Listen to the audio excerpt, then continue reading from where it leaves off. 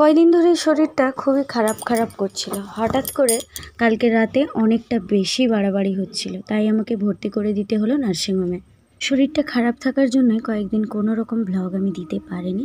আজকে অনেকটা better feel করছি, তাই আবার ভিডিও শুরু করে দিয়েছি বানানো। তার জন্য অবশ্য বকাও খেয়েছি।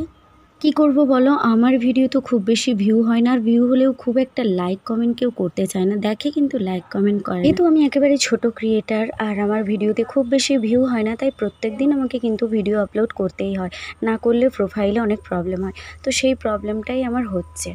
যাই হোক, কিছু করার নেই, তোমরা কেউ ভিডিও না দেখলে আমি তো আর জোর করে দেখাতে পারি না। আর আজকে আমি অনেকটা বেটার আছি, তাই দুপুরবেলায় দেখো আজকে দিদা এসেছে, আর আজকে আমার সেকেন্ড দিন। তো দিদা আমাকে খাইয়ে দিচ্ছে, ভাতটা একেবারে মেখে মেখে দিদাকে বলেছি খাইয়ে দিতে।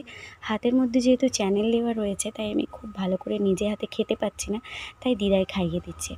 আর দ্বিতীয় মা হলো আমার দিদা। আমার দিদা কিন্তু আমার সব সময় যে কোনো কাজই করে দেয়, বেশিরভাগটা মা। এখনও পর্যন্ত মায়ের থেকেও বেশি বেশি করে দিদা কেয়ার করে।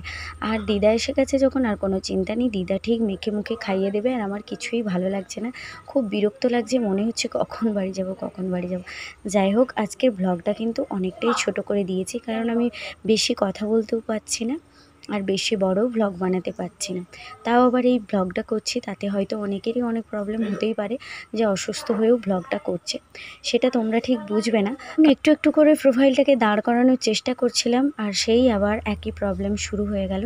যাই হোক, কিছু তো করার নেই, আবার সুস্থ হলে বড় ভিডিও দেব। আজকের মতো টাটা, সবাই সুস্থ থেকো।